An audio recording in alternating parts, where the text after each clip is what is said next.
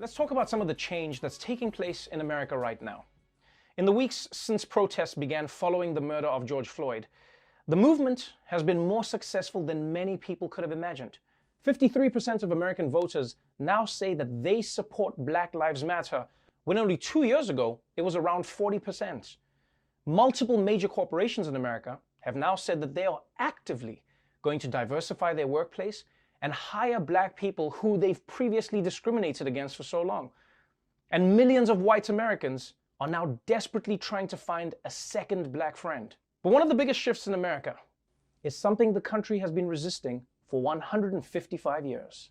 Over at the Capitol, House Speaker Nancy Pelosi is calling for nearly a dozen Confederate statues to be removed from that building, saying they pay homage to hate. At a rally in Richmond, a statue of Confederate President Jefferson Davis was pulled down last night. The face smashed in before it was towed away in pieces. NASCAR's Bubba Wallace racing last night with the hashtag Black Lives Matter painted on his car. The race starting hours after NASCAR banned the Confederate flag. That was a huge pivotal moment for the sport.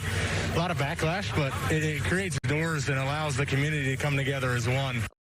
Yeah, from Congress all the way to NASCAR, all over the country, people are asking the question, is it finally time to let go of the Confederacy? Bandaid is looking to be more inclusive. The brand is launching a new line of bandages in different skin tones, from beige to dark brown. The company, which is owned by Johnson & Johnson, says the move is meant to, quote, embrace the beauty of diverse skin. No words on when these new bandages will be available in stores.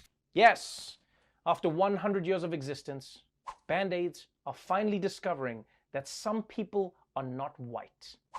Sadly, it's too little too late for Nelly.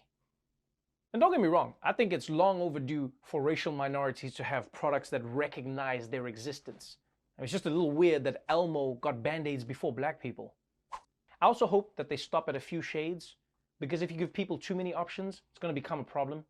Yeah, you'll be bleeding out in the store like, I'm bleeding. No, not that one. No, that's not. No. I spent a bit of time in the sun. Not that one. No, the other one. Yeah, that's nice. That's nice. Oh, and while you're at the drugstore to buy the new black Band-Aids, you can also pick up some black beauty products with a lot less hassle than you had before. Walmart says they will no longer put multicultural hair and beauty products inside locked cases at their stores. This practice took place in about a dozen U.S. stores, which customers claim served more urban and less affluent communities. Walmart told NBC News that the company is sensitive to the issue and understands the concerns, and the changes are now being implemented as soon as possible. Yeah, can you imagine?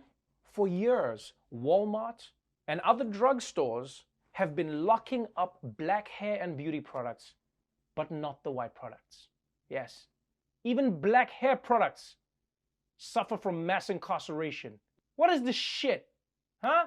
The American Museum of Natural History in New York City announced that it will remove a statue of President Theodore Roosevelt from its front steps. The statue features him on a horse with a Native American man and an African American man standing on either side of him. Hoo-wee! This is not a good time to be a statue. Because at first, it felt like only the Confederate statues were coming down. But now it seems like they're just tearing down anything that doesn't move. I'm so afraid that now when I'm waiting to cross the street, I keep moving just so that no one comes in and tries to rip off my head. I will be honest though. The museum saying they're going to take down the Teddy Roosevelt statue, it actually makes sense to me.